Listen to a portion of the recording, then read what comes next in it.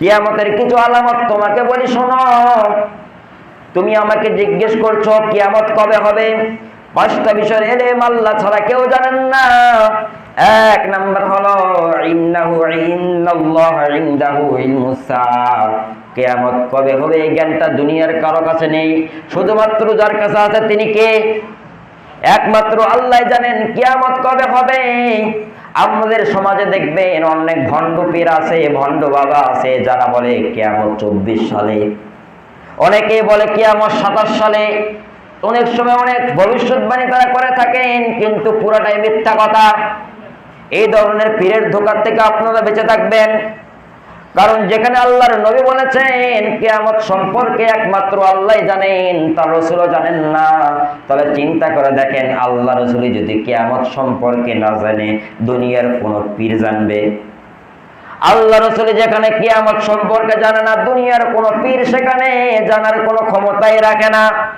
এই জন্য 1 নম্বর হলো কবে কিয়ামত হবে জ্ঞানটা একমাত্র আল্লাহর আছে, দুনিয়ার কোনো মানুষের নাই। 2 নম্বর হয় নাযিলুল গায়স, আল্লাহ বৃষ্টি কবে দিবে এটা কারো জানা ছিল না। দেখেন বৃষ্টি হচ্ছে আপনাদের কারো জানা ছিল নাকি আজকে বৃষ্টি হবে? কারো জানা ছিল? কারো জানা ছিল না আজকে বৃষ্টি হবে। একমাত্র জ্ঞানটা হলো আল্লাহ তাআলার, বৃষ্টি কবে হবে এই বিষয়ে জ্ঞান দুনিয়ার কেউ জানে না। 3 নম্বর হলো ওয়ায়ালামু মা ফিল আরহাম, একজন নারীর রেহেমের মধ্যে ছেলে সন্তান হবে নাকি মেয়ে সন্তান হবে এই জ্ঞানটা শুধু কার জানা? আল্লাহর জানা আছে, দুনিয়ার কোনো মানুষের জানা নাই। আপনি এখন প্রশ্ন করতে পারেন হুজুর আমাদের অনেক ডাক্তার তো বলতে পারে যে সন্তান ছেলে হবে নাকি মেয়ে হবে। সন্তান ভূমিষ্ঠ হওয়ার অনেক দিন আগে বলে দেয় আপনার ছেলে সন্তান কিংবা আপনার মেয়ে সন্তান হবে, বলে দিতে পারে কি পারে না? অনেকেই পারে। তাহলে আপনি কি বলবেন? আমি বলবো ভাই শোনো, সন্তান যখন ভূমিষ্ঠ হওয়ার আগে সন্তানের পুরাটা আকৃতির স্ট্রাকচার তৈরি হয়ে গেছে, ডাক্তাররা তাদের মেশিন দ্বারা, ডাক্তাররা তাদের যন্ত্র দ্বারা পরীক্ষা করে বলতে পারে।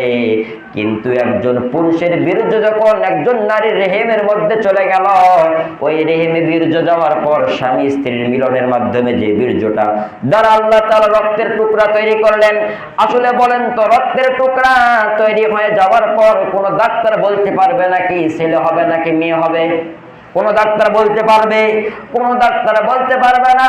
বরং আল্লাহ তাআলা মায়ের পেটের মধ্যে যখন একটা স্ট্রাকচার তৈরি করে দেয়, একটা যখন আকৃতি তৈরি করে দেয়, তখন বলতে পারে সন্তান ছেলে হবে নাকি মেয়ে হবে।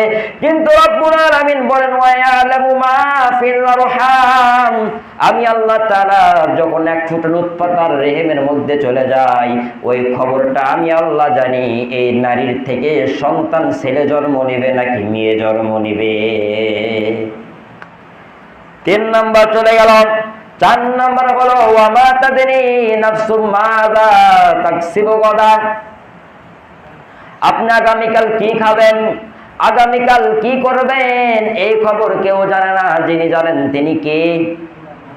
আপনি প্রাসাদ বানিয়ে রেখেছেন, আপনি ভাবতেছেন আমার কোটি কোটি টাকার মালিক, আমি সামনে মাসে আমার সফর আছে আমেরিকাতে, আপনি অনেক কিছু প্রোগ্রাম করে আছেন, সামনে সপ্তাহে আপনি এটা খাবেন, সামনের দিন আপনি এটা খাবেন, অনেক প্ল্যান আপনি করে আছেন। আপনার জীবন 30 বছর চলে গেছে, অথচ আপনি আরো 70 বছর আর 60 বছর বাঁচার পরিকল্পনা নিয়ে দুনিয়াতে বেঁচে আছেন। আপনি ভবিষ্যৎ কত কি চিন্তা ভাবনা করে বসে আছেন, অথচ আপনার এক পা কবরে চলে গেছে, আছে না নাই?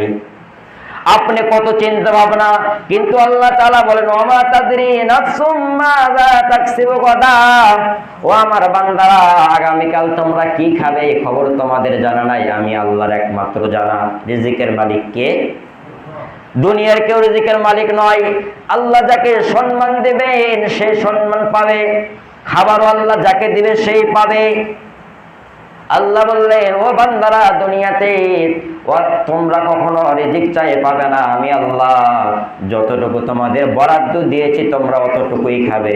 এই জন্য তাকায় দেখেন কোটি কোটি টাকার মালিক, টাকার কোনো অভাব নাই, ব্যাংকে তার টাকা নিতেছে না, বাগানপাড়ার বাড়ি করতেছে, আবার দেখেন কোটি কোটি টাকার মালিক, অথচ তার ভালো মন্দ খাবার নেই, ডাক্তার বলে দিছে বেশি খাওয়া যাবে না, মেপে মেপে খেতে হবে, সকালবেলা হাঁটতে হবে।